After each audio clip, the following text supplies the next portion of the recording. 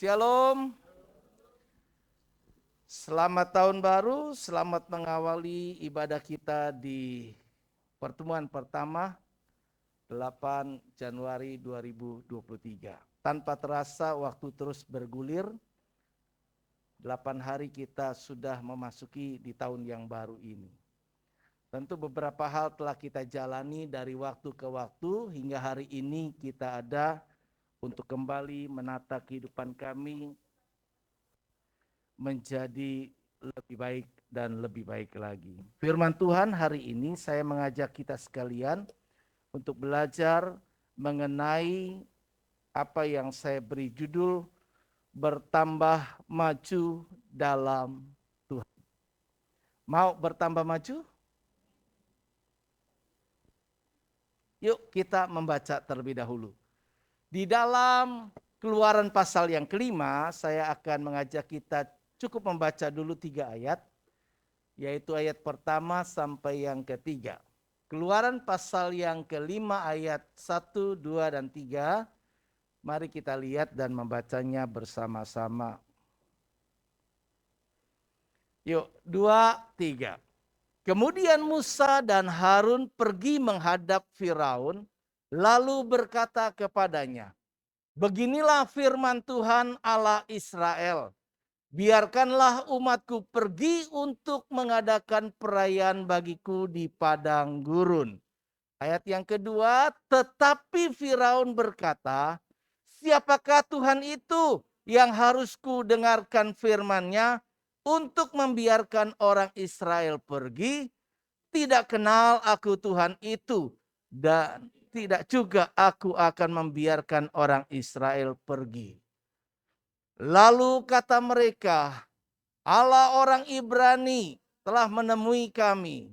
Izinkanlah kiranya kami pergi ke padang gurun 3 hari perjalanan jauhnya untuk mempersembahkan korban kepada Tuhan Allah kami, supaya jangan nanti mendatangkan kepada kami penyakit sampar atau pedang."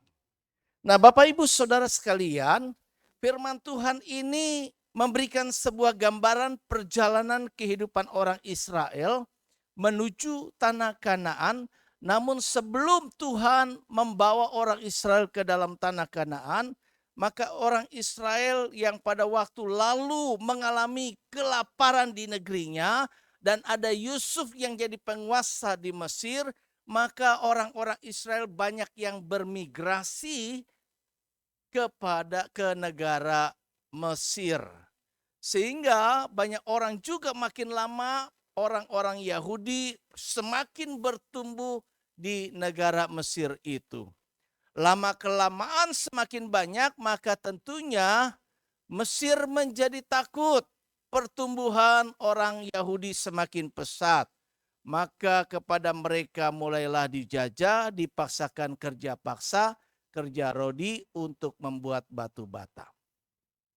Nah, kita bisa lihat sejarah hal ini, kita sangat tahu, kenal, dan tentunya tidak perlu kita baca ulang. Tetapi ayat ini memberikan sebuah gambaran bagaimana Tuhan sebelumnya telah mengutus Musa, walaupun berbagai penolakan sebelumnya telah dilakukan, pada akhirnya Musa menjalankannya juga, dibantu oleh kakaknya Harun. Nah, ketika itu dia menghadap kepada Firaun untuk mengatakan sesuai dengan firman Tuhan, supaya Firaun mengizinkan umat Israel bisa pergi beribadah.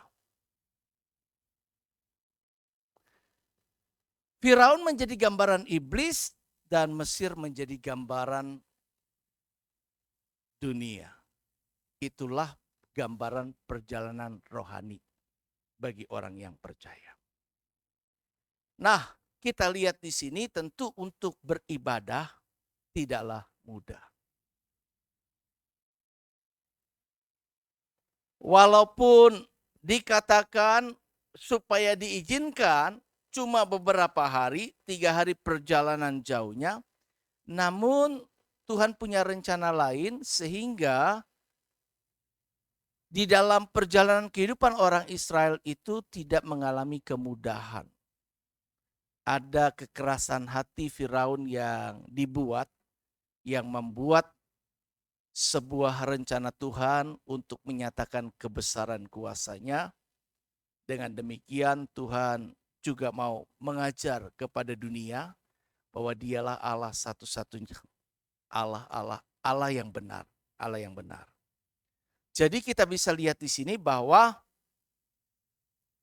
Firaun melarang, Firaun tidak mengizinkan, dia tidak mengenal Allah orang Israel. Nah, apa yang terjadi dalam perjalanan selanjutnya kita tahu ada banyak hal yang Tuhan nyatakan melalui berbagai tulah. Saudara-saudara, kita masuk di awal tahun 2023 ini. Mengawali tahun 2023 biasanya dimanfaatkan untuk rencana dan target tahunan dalam segala bidang yang disebut dengan resolusi.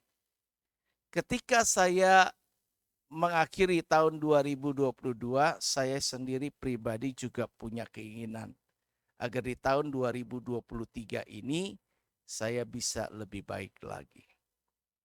Tentu setiap kita juga sangat menaruh harapan demikian di tengah-tengah situasi dunia yang tidak menjadi lebih baik seperti halnya yang dialami bangsa Israel di Mesir pada waktu lalu. Maka ketetapan hati kita, kemauan kita untuk bisa memperbaiki kehidupan lebih baik lagi, tentu hal itu menjadi modal yang sangat berarti. Resolusi itu adalah suatu janji pada diri sendiri atau suatu keputusan pribadi untuk melakukan sesuatu, terutama di dalam hal memperbaiki perilaku dan gaya hidup kita. Maukah kita membuat resolusi suatu janji pribadi, sebuah keputusan yang kita buat agar di tahun 2023 ini, maka saya dan saudara dalam hal kerohanian akan bisa juga bertambah maju dalam Tuhan sepanjang tahun 2023. Atau akankah kita mengisi tahun ini yang sudah masuk di hari yang ke-8 dengan sesuatu yang biasa sampai di penghujung tahun tanggal 31 Desember, kemudian tidak ada sesuatu perubahan yang signifikan, yang sangat berarti dalam kehidupan kerohanian kita. Sehingga perjalanan kita dalam Tuhan tetap dari waktu ke waktu sama. Atau kita ingin mengalami tingkat yang lebih tinggi lagi, sehingga kita bisa melihat bahwa apa yang direncanakan Tuhan dalam hidup kita mendekati pencapaiannya. Sebenarnya Tuhan ingin dalam progres waktu demi waktu untuk membuat rencananya terjadi. Seperti halnya Dia ingin membawa keluar orang Israel. Nah, Bapak Ibu Saudara, orang Israel berkeluh kesah sekian tahun hidup lamanya di Mesir. Sampai satu waktu Tuhan mendengar jeritan, kesusahan, penderitaan yang dialami. Dia membuat rancangan dan ketetapan, resolusi Tuhan untuk membuat orang Israel bisa keluar dari Mesir dan beribadah kepadanya. Dia ingat perjanjiannya kepada Allah Abraham, kepada Abraham, Ishak dan Yakub. Karena dia sebut sebagai Allah Abraham, Ishak dan Yakub. Karena itu dia ingin memenuhi janjinya. Dan karena itu dia mulai buat rencana. Nah, mungkin Tuhan juga punya rencana atas setiap kita pribadi lepas pribadi. Rencana Tuhan semakin hari seharusnya sepatutnya semakin mendekati pencapaian yang sempurna untuk memperlihatkan apa yang menjadi rancangan Tuhan sepenuhnya dalam hidup kita. Nah, mari kita pahami dari pembelajaran ini apa sih yang harus kita lakukan agar kita masing-masing dapat bertambah maju dalam Tuhan. Yang pertama, saya mau mengajak kita mengerti dari yang tadi ayat yang saya paparkan di judul khotbah. Ada bacaan yang kita akan coba lihat di dalam 1 Timotius pasal 4 ayat yang ke-13. Sebelum ini saya ajak kita baca ini. Mari kita baca ya. Saya bacakan buat kita sekalian. Sementara itu, sampai aku datang, Bertekunlah dalam membaca kitab-kitab suci, dalam membangun dan dalam mengajar. Jangan lalai dalam mempergunakan karunia yang ada padamu, yang telah diberikan kepadamu oleh nubuat dan dengan penumpangan tangan sidang penatua. Perhatikanlah semuanya itu, hiduplah di dalamnya, supaya kemajuanmu nyata kepada semua orang. Saudara-saudara yang Tuhan kasihi, Rasul Paulus menasihati Timotius untuk membangun kerohaniannya dan menggunakan talentanya agar semakin maju dan kemajuannya itu nyata kepada semua orang, sehingga hal itu bisa menjadi sebuah pendidikan, testimoni, kesaksian yang hari ini pun bagi kita bisa belajar daripadanya. Rasul Paulus dalam suratnya yang pertama kepada Timotius menasihatkan agar Timotius itu bertekun di dalam membaca kitab-kitab suci.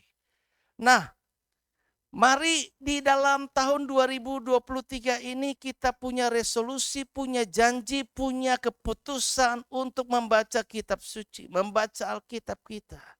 Ada orang yang punya ketetapan ingin membacanya kembali walaupun sudah sekian lama kita sudah mengulangnya. Tetapi mungkin ada orang yang cukup banyak juga yang belum menyelesaikan dari kitab Kejadian sampai Wahyu. Yang terpenting bukan kejar selesainya. Tetapi yang penting adalah apa yang Tuhan sampaikan dari setiap bacaan yang kita baca hari lepas hari dari kitab suci itu, sehingga membentuk kehidupan kita dan menyempurnakannya. Dengan apakah seorang muda mempertahankan kelakuannya bersih? Maka firman Tuhan berkata dengan menjaganya sesuai dengan firman-Mu. Bagaimana kehidupan saya dan saudara bisa dijaga untuk bisa mencapai tujuan Allah di dalam hidup kita? Maka tentu kita perlu firman Tuhan menuntun kehidupan kita. Karena itu yuk mari bertekun. Yang namanya bertekun enggak sesekali. Yang namanya bertekun itu berulang kali, bahkan setiap kali. Bertekun dalam membaca kitab suci. Dan juga bertekun di dalam upaya kita untuk membangun kehidupan pribadi kita, membangun masa depan kita, membangun kerohanian kita, membangun kehidupan di dunia, dan juga membangun kehidupan kita kelak di kekalan nanti. Kita juga perlu untuk kalau kita mengajar, mari seperti Timotius diajar oleh Paulus supaya terus bertekun dalam mengajar. Timotius bisa sebelum ayat 12 didorong agar bisa menjadi teladan dan jangan berusaha untuk menjadi teladan, berusaha mencari teladan dari orang lain. Tapi jadikan dirimu teladan, jadikan dirimu model, contoh yang orang-orang bisa membaca kehidupanmu di mana Tuhan ada di dalam engkau dan engkau ada dalam Tuhan. Jadi untuk semua hal itu bisa dilaksanakan, maka dinasehati supaya dia bertekun dalam baca Alkitab, bertekun dalam membangun, bertekun dalam mengajar. Juga jangan lalai mempergunakan karunia yang ada. Setiap kita firman Tuhan telah mengajar menulis. Setiap orang diberikan setidaknya 1 talenta. Setidaknya. Ada yang dapat 2, ada yang dapat 3, ada yang dapat 4, 5, 10 dan seterusnya. Setiap kita berbeda. Tuhan melihat kapasitas kita. Tapi paling tidak Allah yang adil itu setiap orang memiliki 1 talenta. Jadi ada bekal yang bisa dikerjakan. Ada karunia yang Tuhan berikan. Yang perlu terus dikobarkan. Yang terus perlu dilipat gandakan. Yang perlu terus diasah. Sehingga hal itu semakin hari semakin menjadi berkat. Sesuai dengan karunia yang Tuhan berikan kepada setiap kita masing-masing. Tuhan berikan karunia tujuannya untuk membangun, kata ayat yang lain. Jadi perhatikanlah semua itu, hiduplah di dalamnya. Apa yaitu hidup di dalamnya? Ya tadi baca kitab suci, terus berusaha membangun, saling menasehati, saling membangun. Yang mengajar rajin mengajar, yang melayani rajin melayani, yang punya karunia jangan dipendam, yuk gunakan, salurkan, aktualisasikan. Sehingga Hal itu kalau seperti pisau nggak pernah digunakan juga akan bisa muncul. Rumah yang tidak dipergunakan, didiamkan saja juga bisa rusak. Jauh lebih baik dia dipakai. Ya, demikian pun apa yang kehidupan kita. Manusia yang tidak bergerak lama-lama lumpuh dan kemudian cepat mati. Tetapi semua kita akan kita coba gunakan.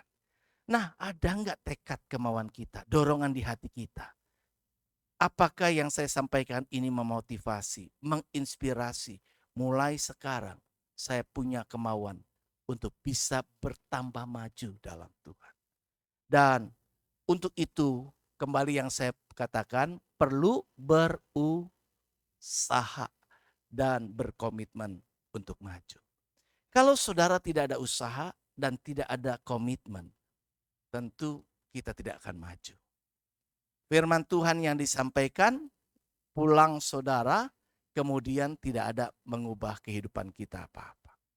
Tetapi kalau kita punya kemauan seperti Daniel, ketetapan hati, maka kita percaya itu menjadi modal awal di tahun ini supaya kita melihat di hari ke-9, 10, 11 sampai hari ke-365 di tahun 2023 ini.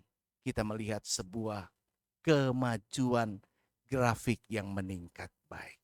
Yang kedua, selain kita berusaha dan berkomitmen untuk mau maju, maka tentunya bagi kita perlu juga nggak cuma sekedar maju, tetapi saya punya kemauan keras, usaha keras semakin maju, yaitu lebih baik dari sebelumnya. Kalau sekarang saya ada di titik ini, maka saya harus tidak ada di titik ini lagi, apalagi kalau mundur. Tetapi saya harus maju bergerak. Rasul Paulus mengajar kita untuk fokus ke depan, untuk fokus mengejar kemuliaan, untuk fokus mengejar yaitu mahkota yang tersedia buat setiap kita. Mari Bapak Ibu Saudara kekasih Tuhan, kita bisa lihat untuk orang-orang yang mau seperti ini, saya pun tahu gambaran dari coba yang kita belajar tadi. Tadi dihalang-halangi, nggak bisa, aku nggak kenal Allah itu, orang Israel itu.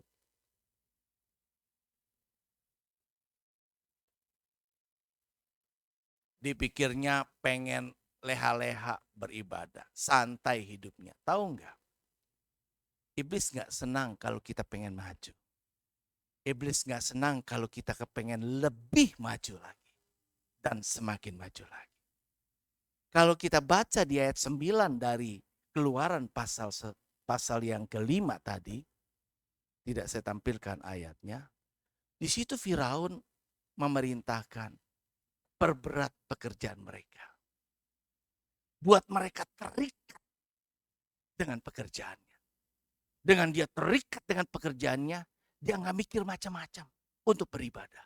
Jangan kasih kesempatan beribadah. Sibukkan kehidupannya. Sehingga tidak ada lagi waktu untuk pergi beribadah. Dia pikir orang Israel ini pengen ibadah, waktunya luang dan sebagainya, nganggur, berberat. Dulu jerami disediakan untuk bikin batu bata. Sekarang suruh mereka usaha cari jerami sendiri. Tetapi tetap mereka harus buat jumlah batu bata yang harusnya mereka buat. Wah, orang yang kepengen maju itu memang gak akan mungkin bisa dengan mudah. Tuhan mendukung, tapi usaha iblis juga lebih keras untuk membuat kita tidak menjadi lebih maju. Kita sedang berperang dengan dunia roh yang menyeret menarik kita semungkin-mungkinnya untuk bisa menjadi pengikut iblis. Semungkin-mungkinnya untuk bisa memperbanyak nanti dia teman di neraka ketika dihukum Tuhan. Tentu seperti itulah gambaran. Karena itu Firaun gambaran iblis. Firaun memerintahkan supaya orang-orangnya memperberat pekerjaan daripada orang Israel. Berkeluh kesahlah orang Israel. Marah dia kepada pemimpin. Walau dia mengadu ke Firaun, tetapi tidak dibelanya. Tetapi sebaliknya, karena memang itu rencana jahat Firaun. Nah, kita bisa lihat di sini, selanjutnya di Keluaran pasal 8, ayat yang ke-28. Lalu kata Firaun, baik, karena Tuhan telah akhirnya menghukum mereka dengan berbagai tulah. Tulah yang pertama apa? Air menjadi darah. Wah, tukang-tukang orang-orang pintar daripada Firaun bisa buat yang sama. Yang kedua apa? Tulah yang kedua apa ya? Katak. Katakan. Orang-orang Firaun juga bisa buat katak. Jadi ada saingan yang membuat akhirnya itu mah bukan tanda dari Tuhan. Kadang Tuhan mau tunjukkan berbagai mujizat, akhirnya iman kita tidak dibuat bertumbuh. Kemudian akhirnya kita bisa lihat, itu mah biasa, kebetulan, dan seterusnya. Kita banyak mengalami pertolongan ketika kita lagi butuh banget. Kemudian Tuhan nyatakan pertolongannya, tapi udah ditolong, lupa lagi. Kadang-kadang orang suka balik begitu. Sakit, minta sembuh. Begitu pengen supaya waktu sakit pengen sembuh. Kalau udah sembuh Tuhan, aku mau rajin ke gereja. Begitu sembuh, ada lainnya lagi. Kemudian, itu kan kebetulan. Itu karena obat dokter yang manjur. Itu karena ini dan sebagainya. Atau ada kesibukan yang. Jadi ada upaya-upaya yang terus ditahan iblis agar kita tidak semakin maju. Udahlah jadi Kristen yang biasa-biasa. Lalu kata Firaun apa? Akhirnya setelah tekanan dia terima alami begitu banyak, dia mulai sedikit melunak dibuat Tuhan lunak. Baik, aku akan membiarkan kamu pergi untuk mempersembahkan korban kepada Tuhan Allahmu di padang gurun hanya. Awal sebelum ayat ini, ya udah ibadah di sini aja. Gak usah kemana-mana. Tapi Musa bilang, Harun bilang, enggak, kami harus pergi ke padang gurun. Ya sudah, silakan. Akhirnya dengan tulah yang ditunjukkan, pergilah ke padang gurun, janganlah kamu pergi terlalu jauh. Jadi ada pesan, jangan kejauhan. Jadi Kristen jangan jauh-jauh. Jadi Kristen gak usahlah begini, gak usahlah melayani, repot lu melayani. Perlu komitmen, perlu pengorbanan, repot lu. Udahlah, yang penting rajin ibadah. Udahlah, gak usah doa, udah ada pendoa. Kamu cukup doa di rumah. Udahlah. Jadi selalu diupayakan, jangan sampai kamu lebih maju. Kamu ibadah ya, kenapa ibadah? Sepulang ibadah ya sudah, tetap aja sama, gak berubah. Dengar firman Tuhan ya dengar, nyanyi ya nyanyi. Tapi begitu nyanyi, apakah kita mengalami hadirat Tuhan? Apakah benar-benar kita memuji Tuhan? Apakah dengan ibadah kita benar-benar Tuhan berkenan? Atau kemudian sebaliknya kita kembali lagi orientasi kepada diri sendiri. Apa yang saya dapat dalam ibadah? Ada suara hati, ya percuma lu ibadah. Apalagi di Gunung Sari itu mendingan ke sana. Ada hadirat Tuhan, ada kuasa Tuhan. Ada banyak hal, trik-trik yang akan dibuat oleh iblis untuk membuat kita semakin tidak berkembang. Pohon yang dipindah-pindahkan tidak akan pernah bisa bertumbuh. Bahkan mati sementara mau pindah dan ditanam tempat lain. Kehidupan kita yang tidak mengalami tertanam. Kehidupan kita yang tidak mengalami pertumbuhan. Kalau pemilik melihat pohon itu enggak berbuah, dia hanya akan bisa direncanakan untuk ditebang, dibuang. Untuk apa percuma dia hidup? Tidak ada gunanya. Jadi yuk jangan mau seperti itu. Firman Tuhan mengajar. Petrus menulis dalam surat yang keduanya. Pasal yang ketiga ayat 18 dikatakan. Tetapi bertumbuhlah dalam kasih karunia. Dan dalam pengenalan akan Tuhan dan Juru Selamat kita Yesus Kristus. Baginya kemuliaan sekarang dan sampai selamanya. Jadi saya dan saudara didorong untuk mengalami pertumbuhan. Bertumbuh dalam kasih karunia. Kalau Tuhan sudah kasih karunia yang ini, biarlah engkau merindukan Tuhan kasih karunia yang lebih, lebih, dan lebih lagi. Tuhan tambahkan, Tuhan tambahkan. Kalau kita bekerja aja, kita pengen kan gaji kita makin naik, makin naik, makin naik. Penghasilan kita makin tinggi, makin.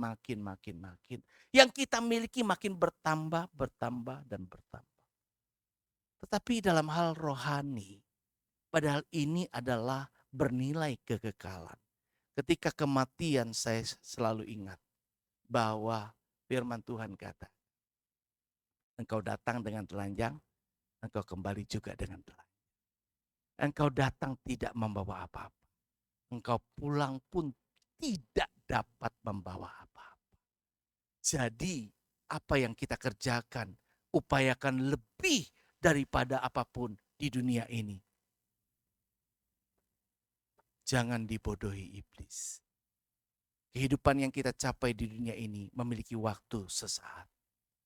Dan satu ketika kita dipanggil, semua yang kita sudah capai tidak bisa kita bawa. Tapi ada dua hal yang bisa kita bawa. Yang pertama adalah iman. Yang kedua adalah perbuatan. Bapak, Ibu, Saudara, imanmu dan perbuatan iman itu yang melekat sampai kehidupan kekekalan. Jadi mari kita lihat Petrus pun selanjutnya